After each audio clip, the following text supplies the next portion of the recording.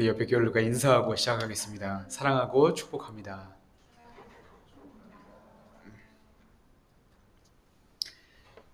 하나님은 우리를 사랑하셔서 복 주시기를 원하시는 분이죠. 하나님이 우리에게 허락하신 수많은 복들이 있지만 그 중에 가장 귀한 복을 꼽자면 아마 믿음으로 구원받는 복이 아닐까 싶습니다. 뿐만 아니라 성경을 보면 하나님은 우리가 살아가는 동안에도 믿음의 자녀들이 누릴 수 있는 많은 복들을 약속해 주셨습니다. 그러나 크리스찬들은 이것을 잘못 해석하는 사람들이 많이 있는데요. 첫 번째로는 기복신앙입니다. 하나님을 단지 세상적인 복을 얻고 채우기 위한 좋은 수단으로 여기는 신앙입니다.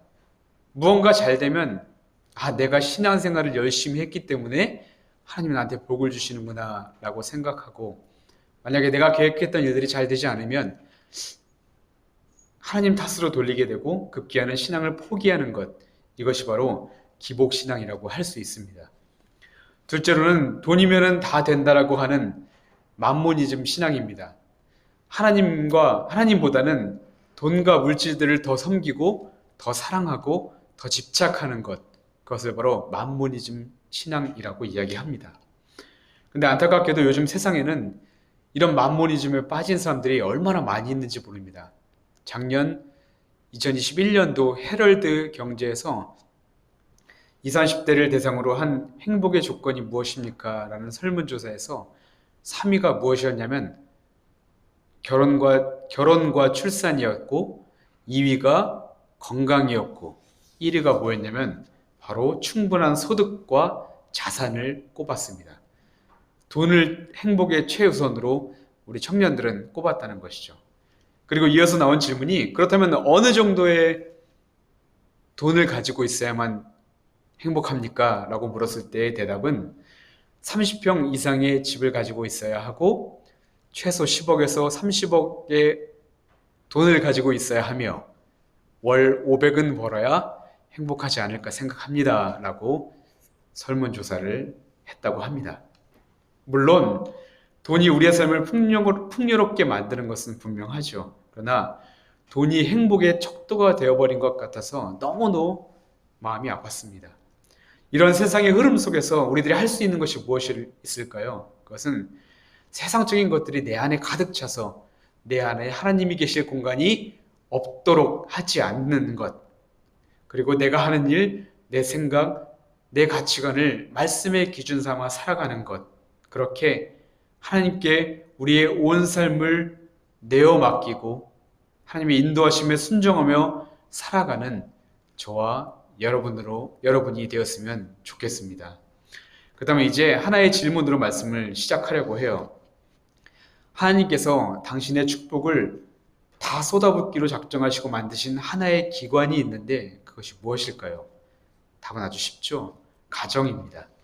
오늘 말씀은 하나님을 경외하는 가정이 세상에서 누릴 수 있는 수많은 복들을 다 약속하고 있습니다. 우선 하나님께서 어떤 사람에게 복을 주시는지 살펴볼 필요가 있는데요. 1절을 다 같이 한번 읽어보겠습니다. 시편 128편 1절 말씀 다 같이 읽어보겠습니다. 여호와를 경외하며 그의 길을 걷는 자마다 복이 있도다. 같은 말씀이 4절에도 등장하는데 여호와를 경외하는 자는 이같이 복을 얻으리로다 라고 말씀합니다. 여러분, 여기서 이 경외라는 뜻이 무슨 말일까요? 경외. 성경이 말하는 경외란 공손히 섬기며 두려워하는 것을 말하는데 겁에 질려서 두려워하는 것이 아니라 지극히 존경하는 마음에서 우러나오는 경건을 말하는 것입니다. 루터가 작성한 소개리 문답서의 10계명을 보면 10가지 각 계명을 소개하기 바로 전에 가장 처음으로 나오는 말이 있습니다. 그것은 모든 것 이상으로 하나님을 두려워하고 사랑하라. 루터는 하나님만을 가장 높은 분으로 믿고 우리의 삶으로 그를 공경하고 하나님이 미워하는 것을 하지 않는 것, 이것이 하나님을 모든 것 이상으로 두려워하는 것이며 사랑하는 것이라고 우리에게 설명해 줍니다. 성경에는 하나님을 경외한 인물들이 많이 등장하는데 많은 인물들이 있지만 저는 특별히 요셉을 꼽고 싶습니다. 요셉 그의 삶은 불행의 연속이었습니다. 부모에게 극진한 사랑을 받던 요셉은 하루아침에 형들에 의해 노예로 팔려가게 되는데 그의 나이 고작 17살이었습니다. 누가 봐도 억울하고 고통스러울 법한데 요셉은 그 가운데서도 놀랍게도 하나님을 의지했고 하나님의 말씀에 순종할 뿐이었습니다. 결국 요셉의 신앙과 성실함을 본 그의 주인 보디발은 노예였던 요셉을 세워서 가정의 모든 것을 담당하는 자로 맡길 정도로 신임하게 됩니다. 그런데 바로 이때 주인 보디발의 아내가 등장하죠. 요셉의 준수한 외모를 보고 하룻밤만 같이 보내자고 유혹합니다. 이때 요셉이 이 여인에게 한 말이 아주 중요한 말씀인데요. 창세기 39장 9절 말씀 우리 PPT로 한번 함께 읽어보겠습니다. 다음 장 넘겨보시면 함께 읽겠습니다. 이 집에는 나보다 큰 이가 없으며 주인이 아무것도 내게 금하지 아니하였어도 금한 것은 당신뿐이니 당신은 그의 아내임이라. 그런즉 내가 어찌 이 큰 악을 행하여 하나님께 죄를 지으리까. 여러분 이게 무슨 말이냐면 요셉은 내가 지금 당신과 이러저러 해서 어찌 남편에게 죄를 짓겠습니까? 라고 하지 않고 내가 어찌 하나님께 죄를 짓겠습니까? 라고 고백합니다. 왜냐하면 요셉에게 있어서 경외의 대상은 그의 주인 보디발이 아니라 오직 하나님 한 분이었고 그 하나님을 두려워하고 사랑했기 때문에 이런 고백을 할 수가 있었다는 것이죠. 결론적으로 하나님은 자신을 경외한 요셉에게 아주 큰 복을 허락하셨습니다. 감옥에 있을 때도 복이 임했고 보디발의 집에서도 복이 임했고 애굽의 총리가 되었을 때는 애굽의 모든 백성들이 요셉과 더불어 풍성한 복을 누리게 되었던 것입니다. 사랑하는 새길교회 성도 여러분, 하나님을 경외하는 것이 바로 이런 것입니다. 요셉과 같이 하나님을 가장 높은 분으로 믿고 우리의 삶으로 그를 공경하고 그리고 하나님이 미워하는 것은 어떻게든 하지 않기 위해서 기도하며 발버둥 치는 것. 그렇게 하나님을 모든 것 이상으로 두려워하고 사랑하는 우리 모든 새길교회 교우 여러분들 되기를 주님의 이름으로 축복합니다. 다시 말씀을 보면 오늘 본문 속에는 특별히 하나님을 경외하는 사람에게 허락하시는 복된 가정의 약속이 기록되어 있습니다. 그냥 쭉 읽어보면 그냥 평범한 가정의 모습처럼 보이지만 사실 자세히 들여다보고 묵상해보면 이것은 결코 평범하지만 평범하지 않은 복된 가정의 모습임을 우리가 깨달을 수 있게 되죠. 처음에 등장하는 것은 수고의 대가를 누리는 복입니다. 2절 말씀인데 함께 읽어보겠습니다. 내가 내 손이 수고한 대로 먹을 것이라 내가 복되고 형통하리로다. 성경은 손이 수고한 대로 일거리가 있고 손이 수고한 대로 먹을 것이 있는 것이 큰 복이라고 말씀합니다. 사람들은 그저 어떻게든 돈을 많이 가지면 내 손에 쥐어진 것이 많으면 그것이 복이라고 생각하죠. 그러나 근본적인 물질의 복은 수입에 많고 적은 것과는 관계가 없다라는 말씀입니다. 하나님께서 우리 손에 복을 주셔서 그저 수고하면 수고한 대로 그 수고에 따른 합당한 열매가 있다는 것, 그것이 바로 복이라고 말씀하는 것이죠. 그 PPT를 아까 그 말씀 다음 장으로 넘겨보시면 프랑스 화가 밀레의 만종이라는 그림이 있습니다. 이 그림의 원제는 만종이 아니라 삼종기도라고 합니다. 삼종기도란 날마다 오전, 정오, 그리고 오후에 3번 교회에서 종을 칠 때마다 그 자리에서 드리는 기도라는 그런 뜻입니다. 그림을 보면 끝없는 들판에 황혼의 들녘을 물들이고 있을 때 멀리서 교회에서 저녁 종소리가 들려옵니다.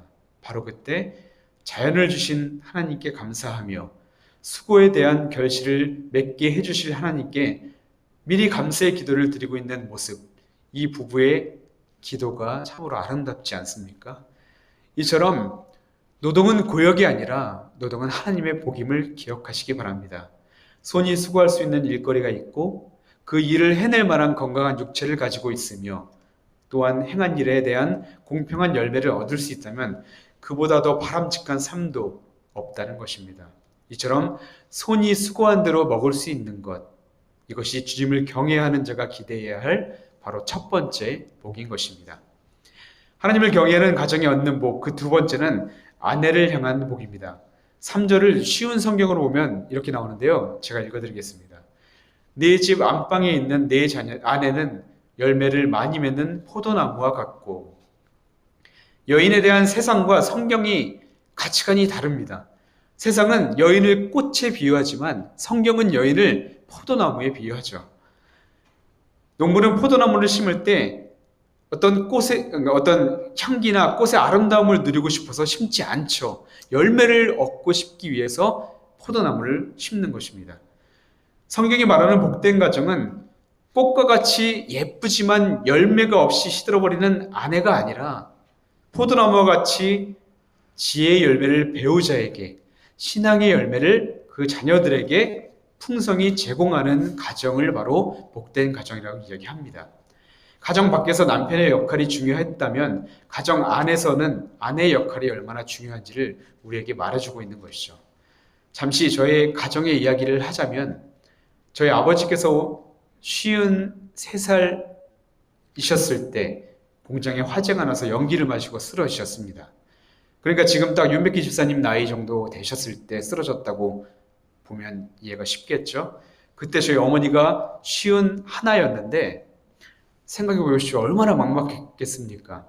그런데 아버지가 쓰러져서 중환자실에서 생사를 오고 가고 있을 때 어머니께서 가장 먼저 하신 것은 저와 형을, 저는 그때 학교에 있었고 형은 이제 일을 하고 있었는데 저와 형을 교회로 불러서 기도하는 것이었습니다. 저는 처음에는 이해가 가지 않았죠. 왜냐하면 지금 병원에 있어야 하는 걸 아닌가? 아버지 옆에서 우리가 어떻게 될지도 모르는데 그 자리를 지켜야 하는 것이 아닌가? 라고 생각을 했습니다. 그러나 어머니는 아버지를 위해서 우리가 아무것도 할 수 없을 때 우리가 할 수 있는 가장 최선의 길은 하나님을 의지하고 기도하는 것이다 라는 것을 알고 계셨습니다. 그렇게 어머니와 가족의 기도로 하나님은 비록 병상에 계시긴 하셨지만 아버지의 생명을 22년을 연장시켜 주셨고, 작년에 하나님이 아버지를 모시고 하늘나라로 올라가셨죠. 저는 제 인생에서 지금의 저를 만들어주신 분이 저희 어머니라고 늘 사람들한테 이야기합니다. 새벽마다 자고 있는 제 손을 잡고 제가 깰까봐 아주 조용히 소근소근거리시면서 기도해 주시던 모습, 가족들을 위해 아침부터 저녁까지 일하시고 밤에 집에 와서는 아버지를 간병하시던 모습, 그리고 매사에 주님을 의지하며 삶으로 기도하셨던 모습, 당장 눈앞에는 아무런 희망이 없어 보이는 가정이었지만 누가 봐도 저 집은 참 불행해 라고 했던 가정이었지만 결국 어머니의 기도와 헌신을 통해 하나님께서는 저희 가정에 아름다운 신앙의 열매를 아주 풍성하게 허락해 주셨습니다. 이처럼 한 가정의 아내로서 남편에게 줄 수 있는 최고의 열매는 옆에서 기도로 돕고 지혜의 열매를 나눠주는 것입니다. 그리고 자녀에게 해줄 수 있는 가장 큰 유산은 바로 올바른 신앙을 물려주는 것입니다. 어떤 상황과 환경에서도 굳건한 믿음으로 주님을 더욱 의지하고 기도하는 삶, 이런 아내, 이런 남편, 이런 부모, 이런 하나님의 자녀로 살아가는 저와 여러분이 되기를 주님의 이름으로 축복합니다. 마지막으로 하나님을 경외하는 가정이 얻는 복의 세 번째는 자녀를 향한 복입니다. 3절 후반부인데, 내 식탁에 둘러앉은 자식들은 어린 감람나무 같으리로다. 왜 성경은 자녀들을 표현할 때 감람나무라고 표현했을까요? 감람나무는 올리브 나무인데 이 나무의 특징은 심으면 금방 바로 결과가 나오지 않는다고 합니다. 나무를 심은 후에 7년 정도 후에야 돼서 처음 열매가 열리기 시작하는데, 그것 이후에 정말 제대로 된 열매를 얻으려면 15년이 지나야지만 정말 적합한 열매를 얻을 수 있다고 합니다. 그런데 그렇게 15년이 지나 튼튼히 뿌리를 내리기만 하면 100년, 200년, 수백 년이 흘러도 그 열매는 그치지가 않는다는 것이죠. 오랜 시간 동안 많은 사람들에게 영양분을 제공해주는 나무가 바로 이 감람나무라는 것입니다. 이처럼 성경은 자녀들을 오늘 피었다가 내일 사라지는 풀로 비유하지 않습니다. 적절한 시기에 풍성한 결실을 거두는 감람나무라고 말씀하죠. 요즘처럼 심각한 경쟁 사회에서 우리 아이들이 남들보다 조금 뒤처지는 것 같고 심지어는 탈선하고 엉뚱한 짓도 하는 것 같지만 우리는 거기에 절망하지 않고 아이의 가능성을 붙들어야 한다고 말하는 것입니다. 하나님을 만나기 전에 우리의 모습을 한번 떠올려 보십시오. 하나님께서 연약하고 무지하고 사랑받을 자격 아무것도 없었던 우리를 기다려 주셨듯 우리도 자녀들을 사랑으로 기다려 주어야 한다고 말씀하는 것입니다. 인내함으로 자녀들을 주님의 사랑과 믿음과 격려 속에서 심고 키울 때 후에는 감람나무처럼 쭉쭉 뻗어올라 오랫동안 많은 이들에게 아주 아름다운 열매를 제공하는 존귀한 인생이 된다는 것을 믿고 기도하라는 말씀입니다. 포도나무와 감람나무는 이스라엘 백성들에게 수분과 영양을 공급하는 아주 없어서는 안 될 소중한 그런 나무들입니다. 바라기는 포도나무와 같은 아내, 감람나무와 같은 자녀, 하나님을 경외함으로 이 복을 누리는 저와 여러분이 되기를 간절히 바랍니다. 이제 말씀을 마치려고 합니다. 우리가 아무리 많은 재산을 가지고 있다 하더라도, 아무리 아름다운 아내와 멋있는 남편을 얻는다고 해도, 아무리 많은 자녀를 낳는다고 해도 여호와를 경외하지 않는 사람에게는 약속된 복이 보장되지 않을 것입니다. 하나님께서 복을 허락하시지 않는다면 우리의 행복은 그저 달콤한 꿈에 지나지 않기 때문입니다. 저는 사랑하는 여러분들 모두가 다 이 복을 받아들일 수 있기를 간절히 바라고 소망합니다. 그러기 위하여 어린아이처럼 그저 복을 달라고 떼쓰는 그런 신앙인이 아니라 먼저 세상 모든 것보다 하나님을 두려워하고 사랑하고 신뢰하는 사람이 되게 해달라고 가장 먼저 기도하는 저와 여러분들이 되기를 바랍니다. 그렇게 하나님께 우리의 삶을 모두 내어 맡길 때 세상이 주지 못하는 하늘의 선하고 귀한 은혜가 여러분과 여러분의 가정과 여러분의 자녀와 여러분의 삶 가운데 풍성히 흘러넘치기를 주님의 이름으로 축복합니다. 아멘.